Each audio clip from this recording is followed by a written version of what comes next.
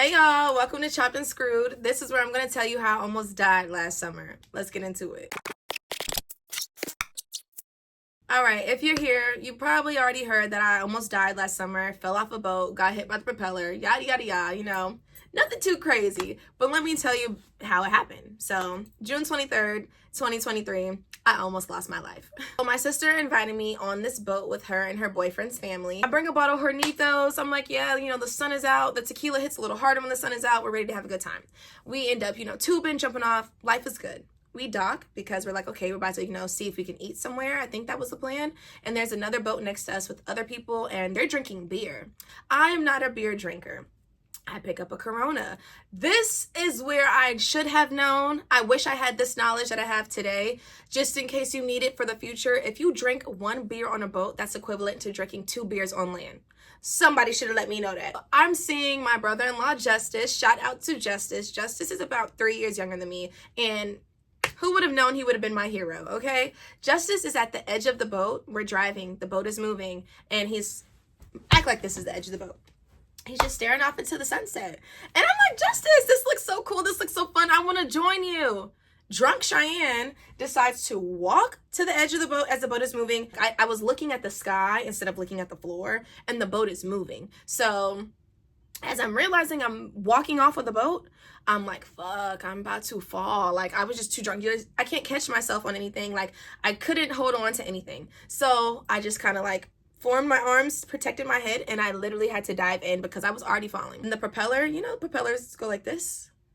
I went right along with the propeller like a washing machine, and boom, I'm underneath the boat now. And as I'm underneath the boat, right when I got underneath the boat, boom, the propeller knocks me in my chest. Like, I'm winded, babe. I'm telling you, I'm underneath the boat like, oh shit, like, this is it for real. Imagine Rolly punching you in your chest, Taseki punching you in your chest. Like, that's how it felt. I'm winded underneath the boat, trying to catch my breath.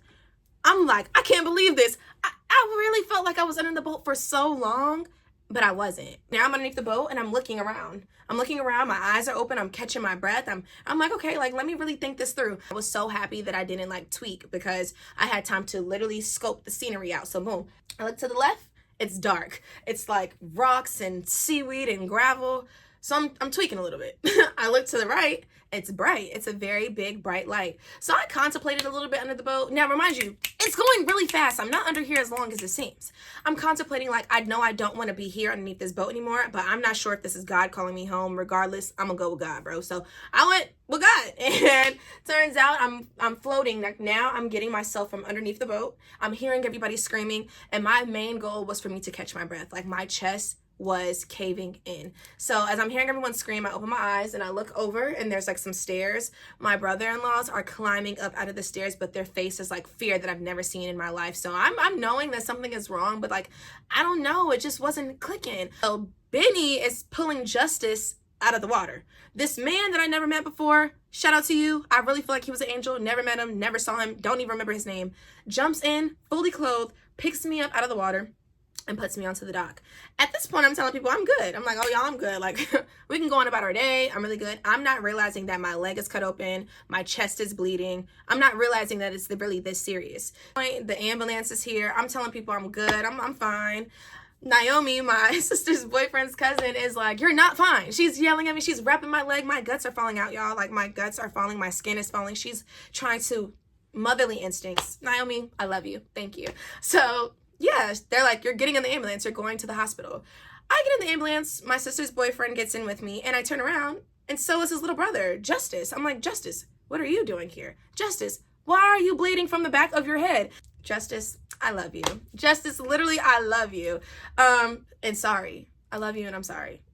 Anyways, so when Justice was at the edge of the boat and I fell in, Justice jumped in for me, y'all. After the propeller swooped my ass up, it was just bubbly everywhere. Justice couldn't see me. Propeller cracked him in the back of his head. Cracked the skull. To this day, I still feel so, terrible about the situation. Even though I'm laughing with you guys now and talking to y'all about it, I actually hate that I experienced this and kind of messed up everybody's day. So Justice really is my superhero. Literally love him down, anything for him. That's really it, y'all. I was just drunk and I slipped. I ended up having to get 12 stitches. They sent me home that same day. When I got to the hospital, I guess the liquor was starting to wear off a little bit, so I was kind of loud, they say. They said I was really loud, but I don't like pain, so watching this lady tug at my leg with these stitches was insane. I did not enjoy that. I think Justice stayed for like a few days in the hospital, maybe like 1 or 2, but I went home that same day.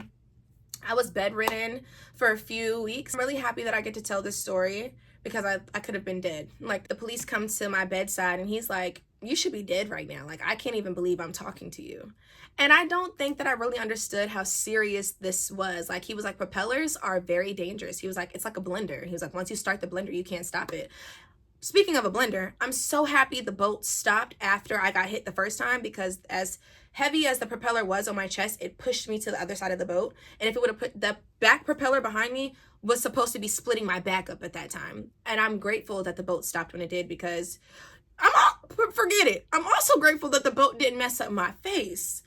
Y'all can have a leg, but this is some moneymaker. Please. I'm going to show you what my scars look like now, and then I'll put some pictures over so you can see what my scars look like the day of. So, my leg, I think my leg healed pretty well. This is my leg. Here's my chest. Now, my chest turned into a bump that used to be a lot bigger than this. It kind of actually used to come out. Yeah. Oh, I also have a scar right here that I can't show y'all because it's a little, you gotta pay for that one. Gotta pay for it, babe. But yeah, that's really it. I got really drunk. I fell off a boat and I got hit by the propellers and got beat the hell up. I'm just happy to be alive today. That situation didn't really traumatize me, but it did make me realize, like, oh, I had to be a little more responsible. Like, I'm not 19 anymore. You know, I'm growing up.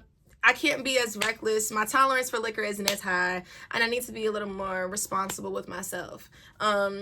Because when you're not responsible with yourself, I realize that you put other people in harm's way. I know I'm laughing about this now, but I actually feel really, really bad about that situation, because I feel like I traumatized the people that were on the boat. Like, there were children on the boat with us. And I didn't think that, like, my sister was like, yeah, we could hear you getting rolled over by the boat. That's terrible. That's really terrible. And when my sister told me how bad she threw up after, I'm like, yeah, I don't know how I would have felt if roles were reversed. But that's the story. I'm alive and I'm happy. I'm grateful. I'm just happy that that wasn't my exit out. I'm happy that this happened in Virginia. This happened in Virginia Beach. I know y'all know me for traveling, and I'm glad this didn't happen out the country. I don't know how healthcare is outside of the country.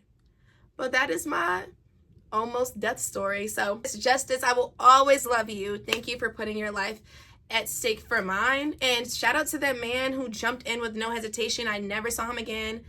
Don't know your name.